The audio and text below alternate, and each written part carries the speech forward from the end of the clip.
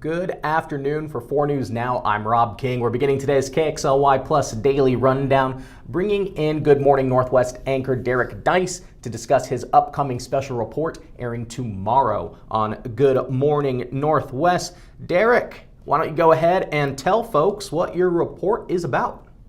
Yeah, it's kind of continuing our crime solutions and neighborhood safety, and with a lot of people getting ready to head out on summer vacations here pretty soon, maybe leave your home unattended for a week or so, we thought we'd check in with Spokane cops about what they call their vacation home check program. And this is something that Spokane Police Department used to do. And then it maybe just a staffing thing or a low priority type of thing. But they handed it over to Spokane cops, which is Community Oriented Policing Services, last year. And it's a program that they really, really want to grow. So basically, you go on SpokaneCops.org, you'll find the resources tab, and you'll see a yellow button that says Vacation Home Checks. And all you got to do is sign up. You'll basically put in when you're leaving, when you're coming back. Here are cars that should be in our driveway. You know, maybe here are pets that are at our house, that sort of thing. And what they're going to do is send volunteers by probably once a day or close to once a day to go check on your house and make sure there's nothing suspicious, making sure nobody's, scouting out your location as a place to burglarize. So that's interesting. So they'll go and do this for free. Yeah, exactly. It's part of their volunteer program. So we actually met up at the Cop Shop Southeast, which is in the Lincoln Heights Shopping Center, and we were able to go out with a couple of volunteers, Mark and Kevin, who were great. They're actually old buddies from college at WSU, and they kind of keep themselves occupied by volunteering with Spokane cops. And we got to ride in the car with them and see how they do it as they, look for these addresses, slow down, give a good look when they're going by, and again, just make sure nothing's suspicious and everything seems like it is as it should be. Yeah, you kind of mentioned this. This is a popular time. We're into the summer, weather's nicer, people are going to go on vacation or maybe summer break for kids. So, does it kind of create a sense of security for people as they're leaving? I mean, I think that's the idea, right? The last thing you want to do is go on vacation and get a call from your neighbor that, your front window has been shattered open, and you come home and your big TV and something else, maybe even more valuable in your home, is missing. So it's kind of, it's like an extra layer of security, I think, is the way that one of the volunteers described it to us, or like an extra set of eyes. They still say, you should tell your neighbors when you're leaving, right? If you have a trusted neighbor, they can also keep an eye out for you, but it's not a bad idea to sign up for this vacation home checks as well, for that additional set of eyes to just kind of keep an eye out for you as well. And it's not a Home Alone situation where they're actually the criminals the whole time. No, thank goodness. I'm pretty sure all these cops volunteers are vetted pretty well, okay. So you don't have to worry about that. Okay, I could see that being concerned. That was a concern people had on Twitter, definitely, when you posted about that. Yeah, I got the same GIF of Joe Pesci from Home Alone, a couple different people. How did you hear about I should clarify then, they're not actually going in your home, right? They're just going to check the outside, making sure, again, no broken windows, no doors are open that shouldn't be. If you have an alley, they can even go down your alley, make sure nobody's come in through that way as well. Well, that's cool. How did you find out about this program?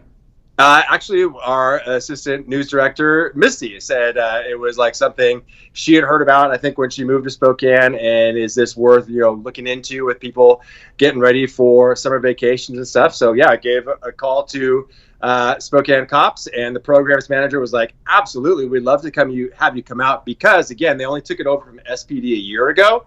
So I think not a lot of people realize that cops has these volunteers who are ready to go out and do these things, and not enough people are taking advantage of them. So they even said they'd love to grow this program where a lot more people are signing up, because they've got the volunteers, again, who are ready to go out and help.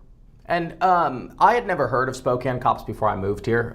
What is that organization? They're not police, correct?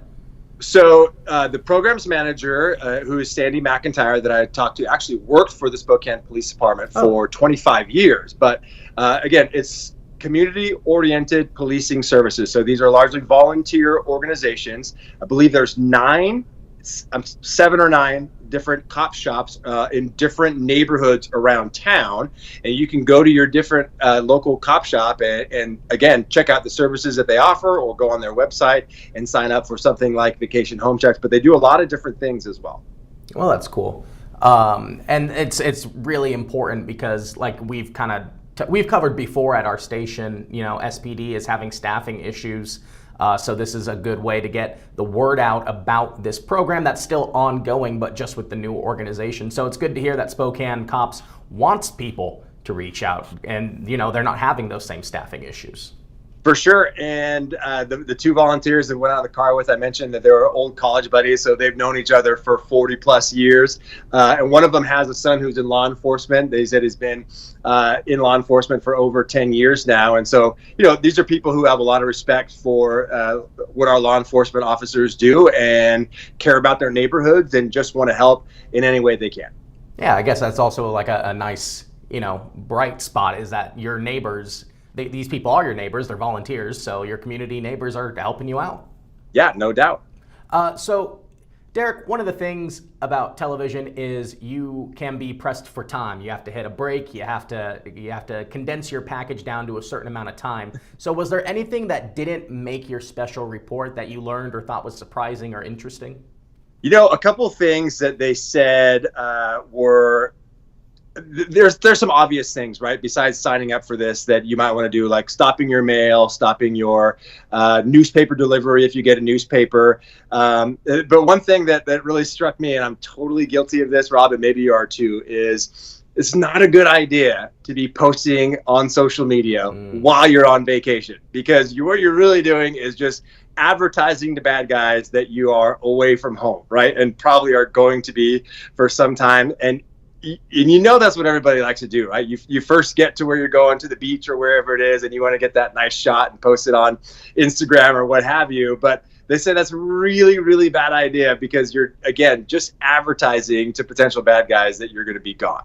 That's interesting. And I know we have heard stories about that, in particular, like in a place like Los Angeles, where a celebrity is posting that they're out of town. Oh, sure. And you know where they live, so go and steal a bunch of jewelry.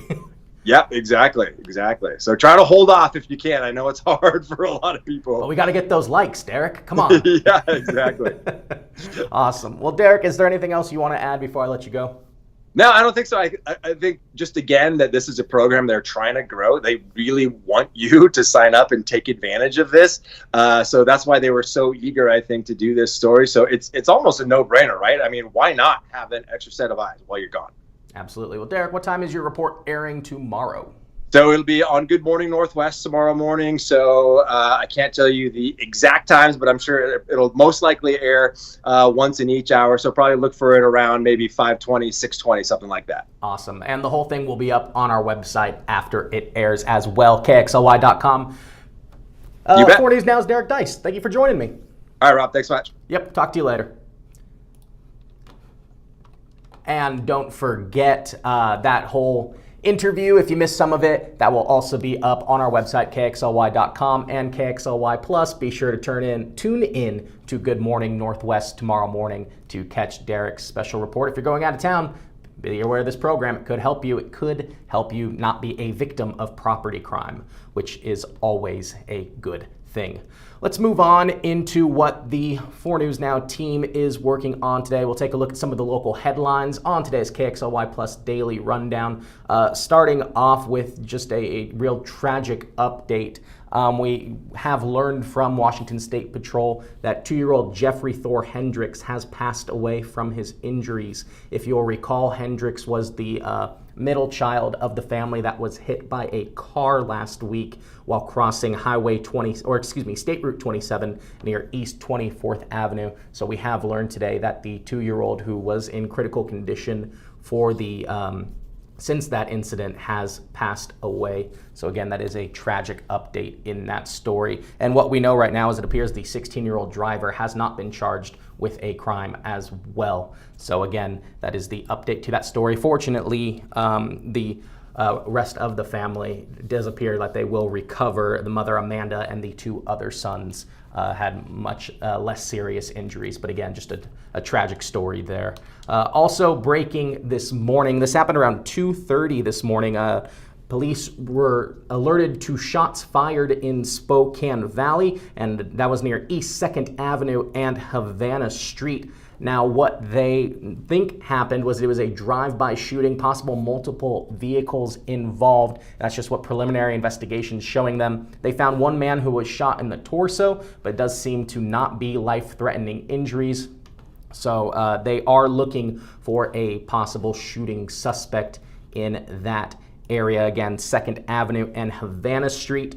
What they want, or what they believe, what they're looking into as well, is this is a similar location in that same area where 40-year-old Deshaun Crawford was killed in February. So police are looking to see if those two incidents are possibly related, and that was breaking this morning. Let's take a look at what some of our colleagues and coworkers are working on today. Bronte Sorotsky, she's following up a story she did, I believe, last month, in which she noted, or the City Parks Department was saying that there was an increase of vandalism going on at local parks, and it was impacting their operating budget. So on the agenda tonight, they're looking to double their budget from $75,000 to $150,000. And because part of it is that they've already spent that $75,000 in vandalism repairs. So they are looking to increase their budget so they can keep the vandalism, or keep those repairs going, and hopefully decrease the vandalism going on in our local parks. So Bronte is taking a look at that agenda item ahead of the parks meeting tonight. Natalie Grant, she is out at a ranch near Republic, Washington, where there's been reports of increased wolf attacks on livestock at multiple ranches in the state of Washington. There's been reports of wolves attacking livestock, attacking pigs, cows, and donkeys. One ranch is saying that they can't offer horseback riding to residents or community members because the horses are too spooked by all the attacks on the trails, including the blood. The horses are too scared to go. So now they're not able to offer these services. So Natalie is looking into these wolf attacks and seeing if Fish and Game can do anything, or if the ranchers can do anything about this as well. Vanessa Perez, she is at Sacred Heart Children's Hospital today, where today is the 20th Superheroes for Kids Day. They're celebrating their 20th birthday doing this event. So what it is window washers dressed as superheroes will be rappelling down the hospital walls, cleaning the windows, saying hi to the kids there at the hospital. In addition, there's also a parade that will go on involving hospital staff and the superheroes through the hallways, just to give kids get them to smile on a day when they're, going through it. So let's take a look, closing out with a look outside at the weather. It's going to be mostly sunny today. We're going to have some of these breezy southwest winds, the high of 74. It's going to be cooler today than yesterday, but we are going to stay in the 70s through Friday, where it's also going to be clear and cool tonight. Here's some of the highs around the region. As you see, it looks like just up in the north part of the state could touch 80, but other than that, it's going to stay cool around the whole area. Next week, we are expecting temperatures to ramp up. So here's a high pressure system moving through our area. So we are getting above average temperatures now, and we could be facing record heat for this time of year. So let's take a look at the 7-day forecast as well. As you can see, today's gonna be the coolest day of the week, ramping up before a hot weekend and even hotter into next week as well. Mark Peterson said this morning, it seems like we're skipping spring weather and moving right into summer. So that's all we got for today's KXLY Plus Daily Rundown. Thank you for joining. Be sure to download KXLY Plus on your connected TVs. That's Apple TV, Amazon Fire, and Roku. You can also watch these on the 4 News Now mobile app for your smartphone, and be sure to turn on notifications so you get the latest breaking news in your community. Also, be sure to tune in to Good Morning Northwest tomorrow for Derek's special report on how to keep your home safe when you're out of town, and learn about this new program from Spokane Cops that'll help give you that extra level of protection. So we'll have all those stories and more coming up tonight at 4 News Now at 5. But for now, live in studio, I'm Rob King for KXLY Plus.